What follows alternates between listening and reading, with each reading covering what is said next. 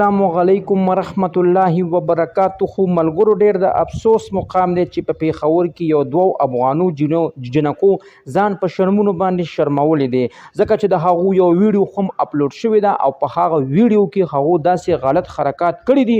که تاسو هغه ویډیو په خپلو سترګو اوس تاسو وګورئ نو یقین به پیدا شي. نو ملګرو که تاسو هغه ویډیو خامخا په خپلو سترګو کتل غواړئ او په خپلو غوږونو اورېدل غواړئ، نو که تاسو سره په دې وخت کې ماشومان ناستې وي نو د ځان نه ماشومان پاسوئ، ځکه چې دا ویډیو د ماشومانو د کتو نه ده. ملګرو هغه بل ورځ په پیښور کې د افغانو جنکو یو داسې غلطه ویډیو اپلوډ شوې وه چې هغه جنکې دوکان کې د سودا لپاره راغلي او هغې کې د شپېتو کالو بوډا سړی ناست او هغو او بیا ورته هغه جنکو ویل که تاسو ماله د میک اپ سامان راکوئ نو زه تاسو ته غلط کار هم کولی شم. ملګرو باقاعده هغه ویډیو هم راغلی ده چې هغه افغاني هغه بوډا سړي هغه افغانو جنکو سره په کومه طریقه غلط کارونه کړي دي، ځکه چې هغه جنکې سریام هغه کیمرو راغستې دي او هغه ویډیو نن سبا په فیسبوک او په یوټیوب او داسې په انسټاګرام او داسې په سنیکس ویډیو باندې ډېره ځای ته وایرل شوې ده. نو ملګرو دا زموږ د پښتنو لپاره ډېر د غم خبر دی.